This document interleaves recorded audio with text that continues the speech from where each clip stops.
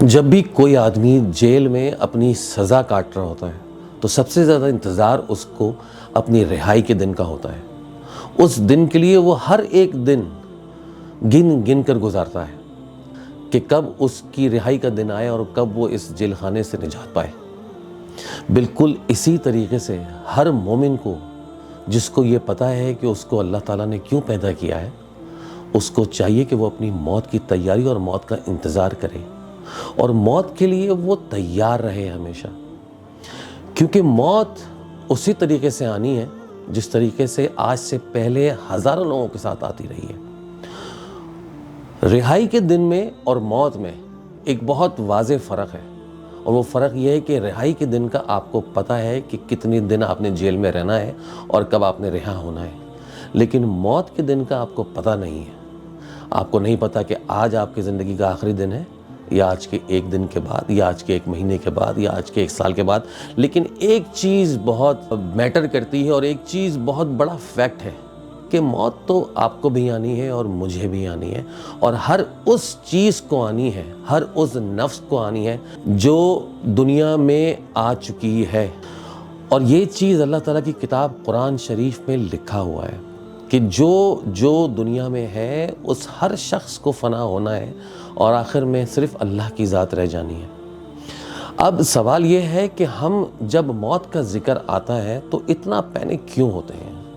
آپ نے کبھی یا کسی نے کبھی اس چیز کے اوپر سوچنے کی کوشش کی ہے کہ جب موت کا ذکر آتا ہے تو ہم اس سے بھاگتے کیوں ہیں؟ جب موت کا ذکر آتا ہے تو ہم اندر سے سہم جاتے ہیں، ہم ڈر جاتے ہیں۔ جب قبرستان کا ذکر آتا ہے، جب کسی جنازے کا ذکر آتا ہے تو ہم کیوں گھبرا جاتے ہیں؟ ہم کیوں کہتے ہیں کہ یہاں سے نکلو، دل گھبرا رہا ہے؟ کسی جگہ موت ہوتی ہے یہاں پاکستان میں، اور جب جاتے ہیں تو وہاں پر اگربتیاں کی اسمیل آتی ہے یا کافور کی اسمیل آتی ہے تو آپ گھبرا جاتے ہیں، آپ کہتے ہیں بس دم گھٹ رہے ہیں، یہاں سے نکلو۔ کیوں ہوتا ہے؟ اس لیے کہ آپ تیار نہیں ہیں اپنی موت کے لیے۔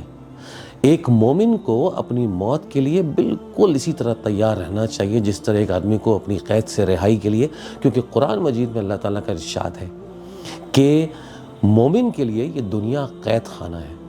تو جتنا ٹائم آپ قید خانے میں کس طریقے سے گزاریں گے، آپ یہ چیز سوچیں۔ اسی طریقے سے آپ کو دنیا میں اپنی زندگی گزارنی ہے، کیونکہ دنیا اللہ تعالیٰ نے آپ کے لیے کھیل تماشے کے لیے پیدا نہیں کی۔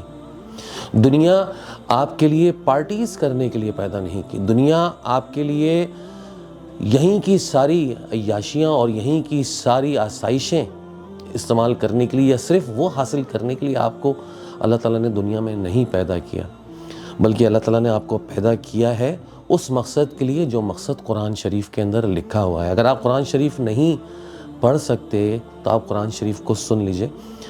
میں نے اپنی آواز میں قرآن مجید کا پورا ترجمہ ریکارڈ کر کے یوٹیوب کے اوپر اپلوڈ کیا ہے، اور مجھ سے پہلے جو ایک آڈیو یوٹیوب کے اوپر اویلیبل ہے وہ فتح محمد جالندری مرحوم رحمۃ اللہ علیہ، ان کی آواز میں، جنہوں نے 100 سال پہلے قرآن شریف کا ترجمہ کیا تھا۔ اور میں یہ سمجھتا ہوں کہ مجھے اللہ تعالیٰ نے اس عزت سے نوازا ہے کہ میں دنیا کا وہ دوسرا شخص ہوں جس نے اپنی آواز میں اتنے مخلص اور اتنے دل کے ساتھ اس قرآن کے ترجمے کو پڑھا ہے۔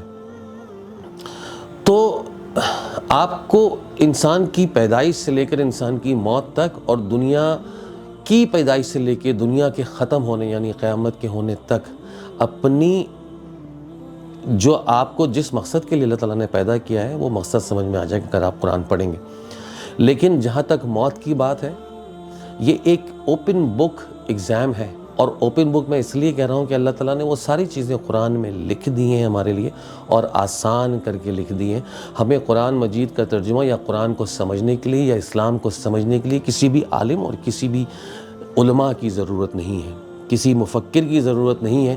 آپ اگر اس کو اسٹریٹ اوے خود پڑھ لیتے ہیں تو آپ کو خود سمجھ میں آ جائے گا۔ اب آپ میں سے جتنے لوگ اس ویڈیو کو چھوڑ کر جا چکے ہیں بیچ میں سے ہی، یا جو جانے والے ہیں، میں نے اپنا کام کر دیا ہے۔ میں نے جو میسج اللہ تعالیٰ نے کہا کہ یہ میسج یا یہ پیغام میرے بندوں تک پہنچا دو، میں نے وہ پیغام پہنچا دیا۔ اب آپ اگر سنتے ہیں، آپ اگر سمجھتے ہیں، آپ اس پر عمل کرتے ہیں تو آپ اپنے ساتھ بھلا کریں گے، نہ میرے ساتھ، نہ اپنے گھر والوں میں سے کسی کے ساتھ، نہ اپنی اولاد کے ساتھ، نہ اپنی بیوی کے ساتھ، نہ اپنے ماں کے ساتھ، نہ اپنے باپ کے ساتھ، کیونکہ قیامت کے دن کوئی بھی آپ کے ساتھ نہیں ہوگا، آپ اکیلے ہوں گے اور آپ کے ساتھ وہ اعمال ہوں گے جو آپ دنیا میں کرتے رہے۔ میری اس بات کو یاد رکھیے گا۔ آپ سے بہت جلد ملاقات ہوگی ایک اگلی ویڈیو میں۔